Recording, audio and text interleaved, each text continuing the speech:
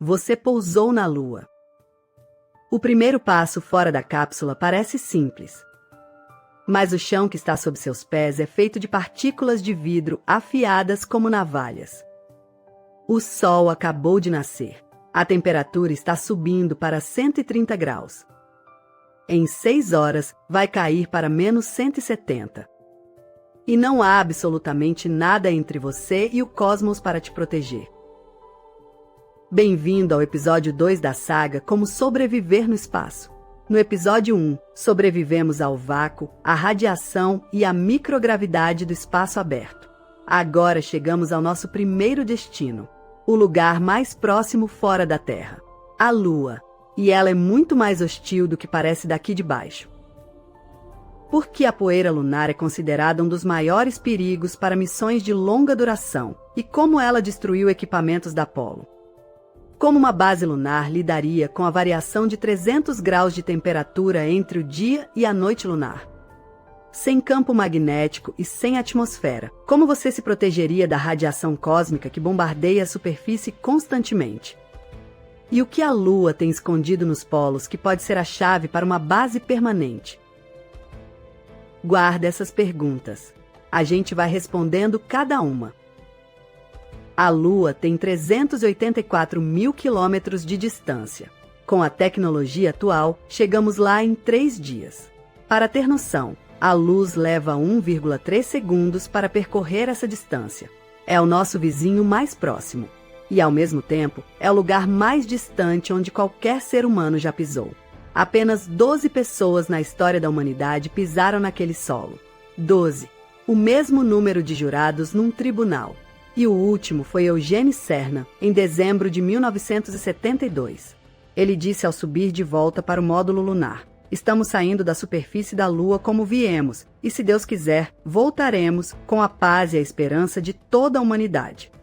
53 anos depois, ainda não voltamos. A Artemis III mudará isso. E quando voltar, será com olhos muito mais atentos aos perigos que os astronautas da Apollo enfrentaram em horas e que nós enfrentaremos por meses. A Artemis II, lançada em abril de 2026, levou 4 astronautas de volta à órbita lunar pela primeira vez em mais de 50 anos. Ainda não pousaram. Mas o Artemis III, que está sendo preparado, prevê o primeiro pouso humano desde Apollo 17 em dezembro de 1972. Mais de meio século sem nenhum ser humano pisar naquele solo. E quando voltarmos, vamos descobrir que a Lua que os astronautas da Apollo visitaram por apenas algumas horas é muito diferente do que seria viver lá por semanas ou meses. Cada desafio que dura horas numa visita curta se torna existencial numa missão longa. A primeira resposta: a poeira. Porque a poeira lunar destruiu equipamentos da Apollo e é considerada um dos maiores perigos. Na Terra, a poeira tem bordas arredondadas. Milhões de anos de vento, chuva e atrito entre partículas vão desgastando os grãos até ficarem lisos. Na Lua, não existe erosão. Não há vento. Não há chuva. Nunca houve. A poeira lunar, chamada de regolito, se formou durante bilhões de anos através de impactos de meteoritos e da radiação solar fragmentando as rochas. Cada partícula tem bordas extremamente afiadas, como lâminas de vidro em escala microscópica, e partículas tão pequenas que são invisíveis a olho nu. Os astronautas da Apollo relataram que a poeira penetrava em tudo, nas juntas dos trajes, nos visor dos capacetes, nos mecanismos das ferramentas. Eugene Cernan, da Apollo 17, disse que a poeira lunar foi o maior problema prático de toda a missão. Mais do que a gravidade reduzida, mais do que o vácuo, mais do que qualquer outra coisa. Ela arranhava os visores, comprometendo a visão. Harrison Schmitt, geólogo da Apollo 17, desenvolveu febre do feno lunar, rinite e irritação nos olhos causadas pela poeira que entrou no módulo lunar. Foi a primeira alergia documentada a material extraterrestre. Os filtros de ar dos módulos ficavam saturados de poeira em horas. Os painéis solares do módulo de pouso perderam eficiência porque a poeira se depositava sobre eles e bloqueava a luz. E o mecanismo de recolhimento de amostras da Apollo 17 travou por causa da poeira. os astronautas tiveram que usar ferramentas manuais por mais tempo do que planejado, reduzindo o tempo disponível para outras tarefas. Entrava nos sistemas de vedação dos trajes, criando vazamentos potenciais. Nos equipamentos eletrônicos, a poeira carregada eletricamente grudava em superfícies e era quase impossível de remover. Numa missão de dias, isso é manejável. Numa missão de meses, a poeira acumulada seria um problema crescente e potencialmente fatal. Para nosso traje classe Ômega, precisaríamos de um sistema de campo eletromagnético pulsante na superfície do traje, repelindo ativamente as partículas carregadas antes que se depositassem. E nas entradas da base lunar, câmaras de descontaminação com jatos de gás inerte para remover a poeira antes de qualquer entrada. Sem isso, a base inteira estaria contaminada em semanas. Partículas de vidro afiadas, invisíveis, em todo lugar, para sempre. Segunda resposta: a temperatura. Como uma base lunar lidaria com 300 graus de variação entre dia e noite? Um dia lunar dura 29 dias terrestres, 14 dias de sol contínuo seguidos de 14 dias de escuridão total. Durante o dia lunar, a temperatura da superfície chega a 130 graus Celsius. Durante a noite, despenca para menos 170, uma variação de 300 graus entre um ciclo e outro. Para comparar, a maior variação de temperatura já registrada num único lugar na Terra foi de cerca de 70 graus no siberiano Verkhoyansk entre verão e inverno. A Lua tem uma variação 4 vezes maior em cada ciclo de 29 dias. Uma base lunar que não conseguisse regular essa variação seria literalmente destruída. Os materiais se contrairiam e expandiriam ciclicamente, rachando estruturas, quebrando vedações, comprometendo a integridade estrutural ao longo de ciclos repetidos. A solução mais promissora é a que a NASA está desenvolvendo para o Artemis: construir a base nos polos lunares, especialmente no Polo Sul, onde certas crateras chamadas de picos de iluminação eterna recebem luz solar quase contínua com variações de temperatura muito menores. E no interior das crateras vizinhas, permanentemente na sombra, as temperaturas ficam constantes em torno de menos 200 graus, mas de forma estável e previsível. Uma base semi-enterrada no regolito, com o próprio solo lunar servindo como isolamento térmico natural, seria a solução mais realista. A Lua já tem o seu próprio isolante. Bastaria usar. Para o módulo base classe Ômega da nossa saga, imaginaríamos uma estrutura inflável recoberta por 2 metros de regolito compactado, semi-enterrada no solo lunar, com sistemas de energia solar nos picos de iluminação eterna e baterias de alta capacidade para sobreviver às raras horas de sombra. Com janelas de safira sintética, o material mais resistente depois do diamante, capazes de suportar impactos de micrometeoritos sem rachar.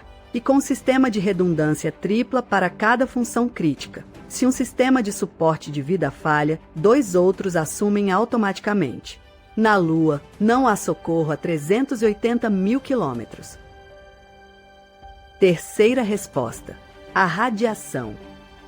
Sem campo magnético, como se proteger da radiação que bombardeia a superfície?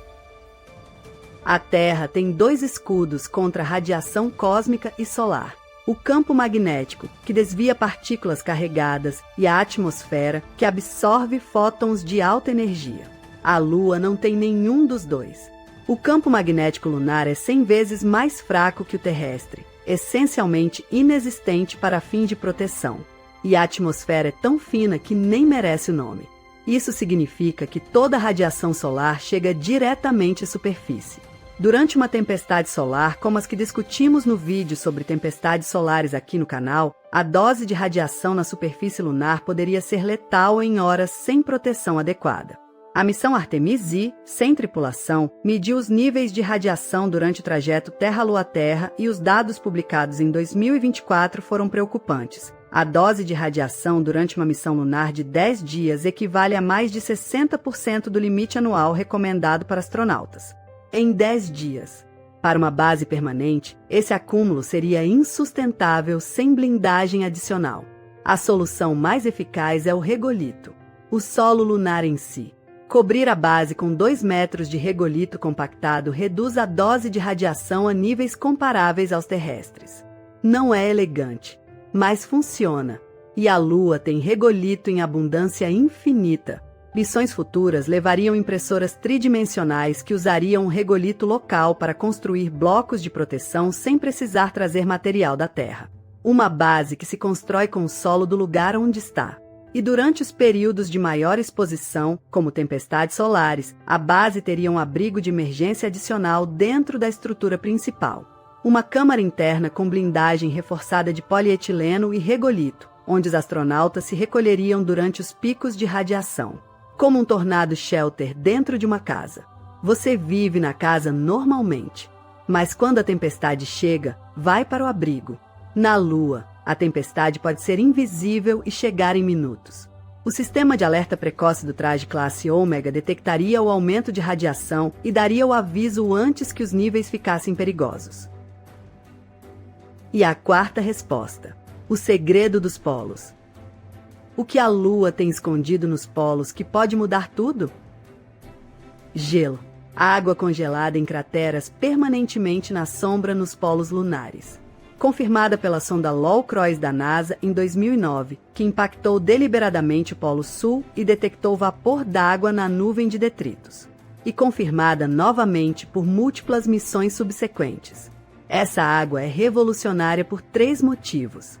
Primeiro, água potável para astronautas sem precisar trazer da Terra. Segundo, eletrolizada em hidrogênio e oxigênio, vira combustível de foguete e oxigênio respirável, tornando a Lua um ponto de reabastecimento para missões mais profundas no Sistema Solar. Terceiro, o gelo lunar pode ter bilhões de anos, preservado no congelamento perpétuo das crateras. Analisar essa água pode revelar a origem da água da Terra, possivelmente trazida por cometas e asteroides no início do Sistema Solar. O Polo Sul lunar é o destino do Artemis III justamente por isso. E é por isso que China, Estados Unidos, Índia e Europa estão todos correndo para chegar lá. Quem controlar o gelo lunar controlará o abastecimento de qualquer futura base permanente e potencialmente o combustível de toda a exploração do Sistema Solar. É por isso que a corrida lunar do século XXI tem uma dimensão geopolítica que vai muito além da ciência. A China planeja sua própria missão lunar tripulada para antes de 2030. A Índia, com a Chandrayaan-3, já pousou no Polo Sul em 2023.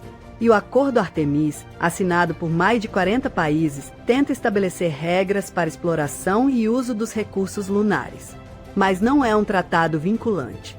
O gelo dos polos lunares pode ser o primeiro recurso natural extraterrestre objeto de disputa entre nações. Uma nova corrida espacial, mas com stakes muito maiores do que na Guerra Fria.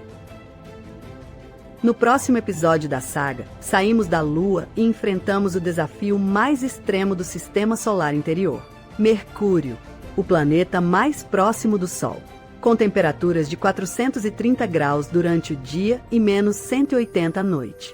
Sem atmosfera, com crateras de impacto que não mudam há bilhões de anos, e um campo gravitacional tão peculiar que um dia em Mercúrio dura 2 anos mercurianos.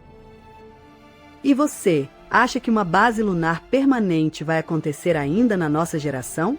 E qual é o maior desafio na sua opinião? A poeira, a temperatura, a radiação ou a distância? Me conta nos comentários. E se quiser sugerir o próximo destino da saga, comenta aqui, cita o seu nome no episódio. Para não perder os próximos episódios, se inscreve e ativa o sininho. Tchau!